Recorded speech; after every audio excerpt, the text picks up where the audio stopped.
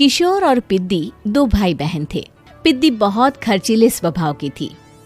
वो जितना कमाती अपने ऐशो आराम में पैसे उड़ा दिया करती। लेकिन किशोर समझदार था, घर को साथ लेकर चलना जानता था। अपनी बहन के जितना कमाता तो नहीं था, लेकिन फिर भी वो किसी तरह घर का खर्च चला लेता था। एक दिन पिद्दी किशोर से कहती है, किशोर तुम थोड़ा ज्यादा क्यों नहीं कमाते? मेरे दोस्त रोज मेरा मजाक उड़ाते हैं। अरे बहन, मैं कोशिश तो कर रहा हूँ। अच्छा सुनो, अगले महीने रक्षाबंधन है, मुझे सोने का हार चाहिए, इससे कम कुछ भी ना लूंगी। अरे दिला दूंगा बहन। किशोर को पूरी रात नींद नहीं आती। उसके दिमाग में बस ये चल रहा था कि उसकी माली हालत इतनी बिगड़ चुकी है, अब वो सोने का हार कहाँ से लाएगा। अगले दिन किशोर सुबह सुबह घर से ये बोलकर निकल गया कि पिद्दी, मैं गांव से बाहर जा रहा हूँ, कुछ दिन घर नहीं आऊंगा। किशोर ने अपने काम के साथ साथ फेरी में कपड़े बेचने भी शुरू कर दिए, जिससे वो ज्यादा से ज्यादा पैसे कमा सके। रात में वो एक बिल्डिंग की चौकीदारी भी करने लगा। अपने काम से थोड़ा बहुत समय निकालकर बस कुछ घंटे की नींद ले पाता था। और कब वो कुछ दिन एक महीने में बदल गए और रक्षाबंधन भी आ गया, पता ही नहीं चला। लेकिन किशोर अभी तक घर वापस नहीं लौटा।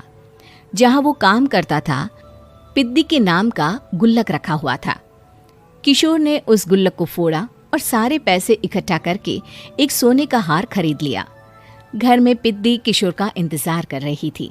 तभी किशोर आता है। कहाँ चले गए थे? 4 दिन का कहा था और 1 महीने से पता नहीं कहाँ गायब हो गए थे। मैंने बस एक हार मांगा था और तुमने तो घर ही छोड़ दिया। अरे मुझे थोड़ा काम मिल गया था।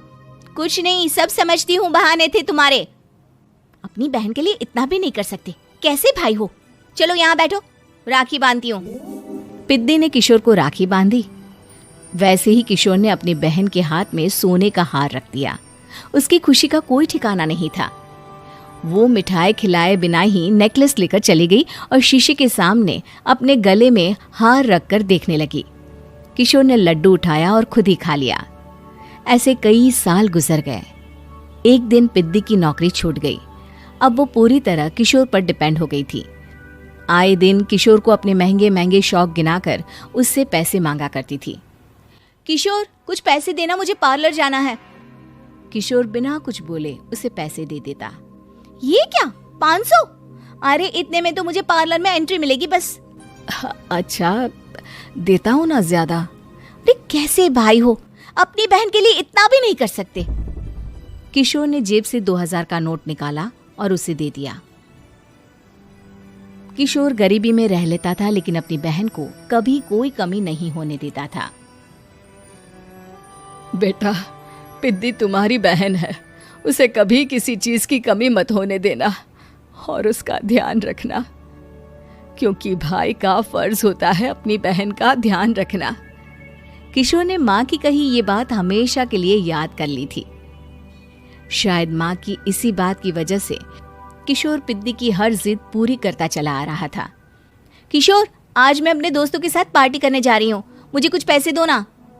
किशोर पिद्दी को समझाता है, लेकिन पिद्दी नाराज होकर चली गई और अपने कमरे में सुबक सुबक कर रोने लगी। किशोर अपनी जेब से कुछ पैसे निकालता है और पिद्दी को दे देता है। किशोर खुद कभी अच्छे कपड़े नहीं पहनता, लेकिन पिद्दी को राजकुमारी की तरह रखता। पिद्दी के जाने के बाद किशोर अपने काम पर निकल गया। एक तरफ पिद्दी अपने दोस्तों के साथ मस्ती कर रही थी, तो वहीं दूसरी तरफ किशोर पैसे कमाने के लिए कड़ी मेहनत कर रहा था। कुछ और दिन ऐसे ही बीत गए। एक दिन पिद्दी एक लड़के को लेकर घर आई और उसे किशोर से मिलवाया। किशोर, मुझे इस लड़के से शादी करनी है, लेकिन इनके मम्मी पापा बोल रहे हैं कि उनको दहेज में एक कार चाहिए, तभी वो मेरा और पंकज का रिश्ता कबूल करेंगे। लेकिन बहन, कार खरीदना कोई सब्जी खरीदने के बराबर तो नहीं है। अरे कैसे भाई हो तुम, अपनी बहन के लिए इतना नहीं कर सकते? देखो, मैं ज्यादा इंतजार नहीं कर सकती, तुम्हें 1 साल में मेरे लिए कार खरीदनी ही होगी। अच्छा पंकज, एक काम करो, कल तुम अपने माता पिता को घर बुला लो, मैं उनसे तुम्हारे और पिद्दी के रिश्ते की बात कर लेता हूँ। अगले दिन किशोर के छोटे से घर में पंकज और उसके माता पिता आते हैं। बेटा, तुम्हारी बहन ने हमारी शर्त तो बता ही दी होगी। जी। बेटा तुम तो इतने छोटे घर में रहते हो, दहेज कहाँ से लाओगे? मैं अपनी बहन की खुशी के लिए सब कुछ कर सकता हूँ। पंकज और पिद्दी का रिश्ता तय हो जाता है। किशोर अब अपनी क्षमता से 4 गुना ज्यादा काम करने लगता है। सुबह सबके घरों में न्यूज़पेपर फेंकता, दिन में मजदूरी करता और रात में चौकीदारी करता। खूब मेहनत करके किशोर ने अपनी बहन की शादी के लिए पैसे जुटा लिए। उसने अपनी बहन के लिए कार खरीद ली। जब वो पिद्दी के ससुराल वालों से मिलने गया तो उन्होंने किशोर से और पैसों की मांग की। इस बार किशोर हार चुका था। पिद्दी माफ करना, मैं तुम्हारी शादी उस लड़के से नहीं कर सकता। वो लालची लोग हैं, उन्हें सिर्फ पैसों से मतलब है। देखो किशोर, मैं पंकज से ही शादी करूंगी। क्योंकि पिद्दी ने तो किशोर की बात न मानने की जैसे कसम खा रखी थी। किशोर ने पंकज को घर बुलाया। पंकज, तुम अपने माता पिता को समझाते क्यों नहीं हो? भैया, वो हमारी शादी के लिए मान गए, मेरे लिए तो यही बहुत बड़ी बात है। हम एक काम कर सकते हैं, दहेज की रकम में से कुछ पैसे मैं आपको दे देता हूँ। अरे लेकिन समाज वाले क्या कहेंगे? अरे जब दुनिया को पता चलेगा तब ना। अच्छा, कुछ पैसे मैं अपने मालिक से कर्ज में ले लेता हूँ। कुछ पैसे पंकज देता है, कुछ वो कर्जा लेता है और अपनी उम्र भर की कमाई वो अपनी बहन की शादी में लगा देता है। आखिर में पंकज और पिद्दी की शादी हो जाती है। पिद्दी की विदाई के बाद किशोर बिल्कुल अकेला पड़ जाता है। अब उसका कमाने में भी मन नहीं लगता। उधारी वाले रोज घर में आकर बैठ जाते हैं।